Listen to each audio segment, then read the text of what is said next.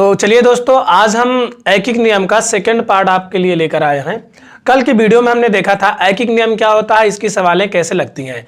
तो हमने कुछ सवाल आपको बता दिया था और आज की इस वीडियो में उसका सेकंड पार्ट लेकर आया हूं। तो चलिए शुरू करते हैं। चलिए क्वेश्चन नंबर हम देखते हैं। अगला कह रहा है कि 4 किलोग्राम चावल का मूल्य 6 किलोग्राम गेहूं के मूल्य के बराबर है। यदि 1 किलोग्राम चावल का मूल्य 12 रुपए हो तो 1 किलोग्राम गेहूं का मूल्य क्या होगा। तो देखिए कह रहा है 4 किलोग्राम चावल का मूल्य 4 किलोग्राम चावल का मूल्य 4 किलोग्राम चावल का मूल्य 6 किलोग्राम गेहूं के मूल्य के बराबर है। मतलब जितना 4 किलोग्राम चावल होगा मूल्य उतना 6 किलोग्राम गेहूं का मूल्य होगा। तो कह रहा है यदि 1 किलोग्राम चावल का मूल्य 12 रुपए है, 1 किलोग्राम चावल का मूल्य कितना है 12 रुपए है, तो पूछ रहा है 1 किलोग्राम गेहूं का मूल्य कितना होगा। 1 किलोग्राम गेहूं का मूल्य कितना होगा। अब देखिए 1 किलोग्राम का 12 है चावल का, तो 4 किलोग्राम का कितना होगा 12 चौक 48 रुपए। कितना होगा 48 रुपए 4 किलोग्राम। तो अब जितना जैसे 4 किलोग्राम चावल का मूल्य 48 है तो 6 किलोग्राम गेहूं का मूल्य भी 48 होगा। तो यहाँ पे लिखेंगे 6 किलोग्राम गेहूं का मूल्य कितना है 48 हो जाएगा। तो 1 केजी गेहूं का मूल्य कितना हो जाएगा 6 × 48 यानी 8 रुपये हो जाएगा। कितना हो जाएगा 8। तो आपका पहला विकल्प सही है। तो चलिए अगला क्वेश्चन देखते हैं। देखिए कह रहा है कि 2 किलोग्राम चावल का मूल्य और 7 किलोग्राम गेहूं का मूल्य 128 रुपये है। ठीक है, मतलब 2 केजी चावल और 7 केजी गेहूं दोनों को मिलाने पर जो मूल्य हो रहा है 128 रुपये। ठीक, उसके बाद क्या कह रहा है 1 किलोग्राम गेहूं का मूल्य 12 रुपये है। 1 किलोग्राम गेहूं जो है वो है 12 रुपये का। कितने का है 12 रुपये का। तो हमसे पूछ रहा है 1 किलोग्राम चावल का मूल्य कितना होगा। 1 किलोग्राम चावल का मूल्य कितना होगा। तो ध्यान दीजिए देखो इसमें 2 किलोग्राम चावल 7 किलोग्राम गेहूं दोनों को जोड़ दिया है तब जाके 128 रुपये बन रहा है। यहाँ पे 1 किलोग्राम गेहूं का मूल्य 12 रुपये दिया है, तो यहाँ टोटल कितना है 7 किलोग्राम गेहूं। तो 7 केजी गेहूं का मूल्य कितना होगा 7 केजी गेहूं का मूल्य होगा 12 × 7 बराबर 84 रुपये। कितना होगा 84 रुपये। अब हम क्या करेंगे यहाँ पर 84 रखेंगे। 2 केजी चावल प्लस 7 किलोग्राम गेहूं का मूल्य कितना है 84 रुपये बराबर 128 लिख देंगे। 2 केजी चावल जो होगा वो क्या होगा 128, 84 उधर जाएगा माइनस में हो जाएगा, उधर जाए किस में हो जाएगा माइनस में। 2 केजी चावल बराबर घटाओ 8 में 4 के 4, 12 में से 8 के 4 24 हो गया 44 हो गया। 1 केजी चावल कितना होगा 2 किलो का बताओ 44 रुपये, तो 1 किलो कितना होगा 22 रुपये, आधा हो जाएगा इसका। तो 1 केजी चावल का मूल्य कितना हो जाएगा 22 रुपये। यही आपका उत्तर है। ठीक, चलिए अगला क्वेश्चन देखते हैं। देखिए कह रहा है यदि 4 कलम का मूल्य 16 पेंसिलों के मूल्य के बराबर है तो 96 पेंसिलों के बदले में कितने कलम लिए जा सकते हैं। ऑप्शन है 6 कलम, 18 कलम, 24 कलम या 64 कलम। तो ध्यान से देखिए भाई, कह रहा है 4 कलम का मूल्य 16 पेंसिलों के मूल्य के बराबर है। मतलब जितना 4 कलम का मूल्य होगा उतना 16 पेंसिल का मूल्य होगा। अब कह रहा है कि 96 पेंसिल कह रहा है, तो 96 पेंसिल के बदले में मतलब 96 पेंसिल हो गई। तो पूछ रहा है कि कितना पेन होगी, कितना पेन होगी मतलब कितना कलम होगी, ये हमको बताना है कलम कितना होगी। तो इससे हम डिवाइड करेंगे, इसमें देखेंगे कि कितना अंतर हो रहा है। 16 छक्का 96 कितना हो रहा है 96। तो 6 आया, 6 से हम 4 में गुणा कर देंगे, 6 × 4 6 चौको 24 कलम आएगी। ठीक है, कितना आएगी 24 कलम, यही उत्तर हो जाएगा। ठीक, 96 में 6 से डिवाइड कर 16 डिवाइड करें 16 का 96, इसका जो मूल्य पड़ रहा है 6, उसके बाद 6 चौको 24, ये 24 कलम आएगी। ठीक, चलिए अगला क्वेश्चन बोले ना देखिए क्वेश्चन नंबर अगला। 3 पेन और 5 पेंसिलों का मूल्य 14 रुपये है तो 12 पेन और 20 पेंसिल का मूल्य क्या होगा। देखिए 3 पेन प्लस 5 पेंसिल दोनों को जोड़ने पर मूल्य दिया है 14 रुपये।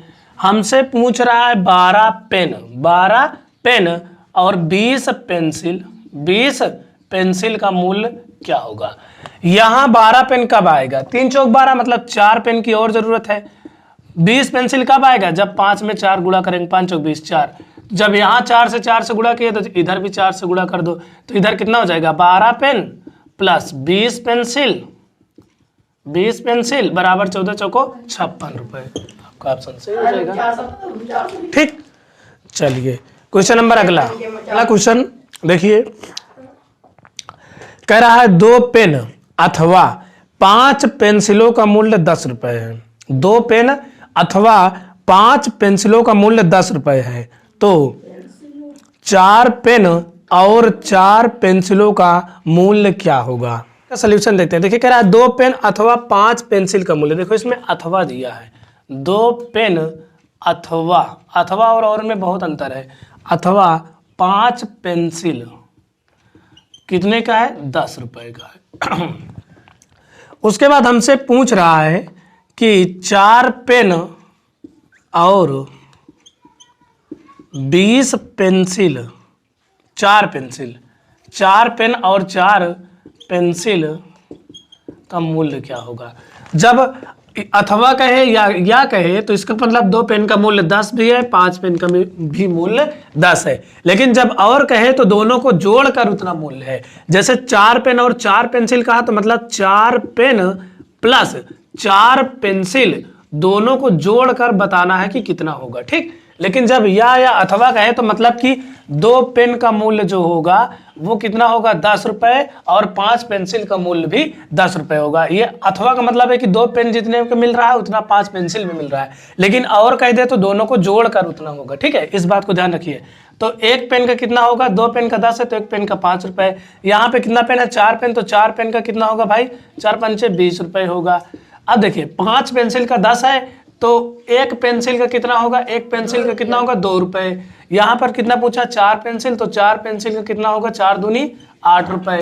टोटल कितना होगा? 20। देखो 4 पेन का मूल्य कितना है? 20, और 4 पेंसिल का मूल्य कितना है? 8, तो कितना हो जाएगा? 28 रुपए। यही आपका उत्तर है। ठीक, चलिए चलो भाई क्वेश्चन नंबर अगला कह रहा है एक स्टोर कापियां 12 रुपए प्रति के भाव से अथवा 60 रुपए में 6 का पैकेट बेचता है। एक महिला ने 15 कापियां खरीदी, उसे खरीदने के लिए कितने दाम देने पड़ेंगे? अब समझिए, मान लीजिए इसमें कह क्या रहा है? इसमें कह रहा है कि एक जो कापी है, एक कापी उसको ये दे रहा है 12 रुपए की। कितने की? 12 रुपए की।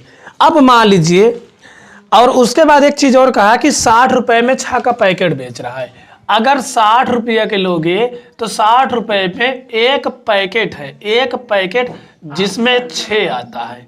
ठीक, एक पैकेट कितना है? 6 कापी, मतलब एक पैकेट में 6 कापी आती है। अब मान लीजिए आप दुकान गए, ठीक, आपको 15 कापियां खरीदनी है। कितनी कापियां? 15 कापियां।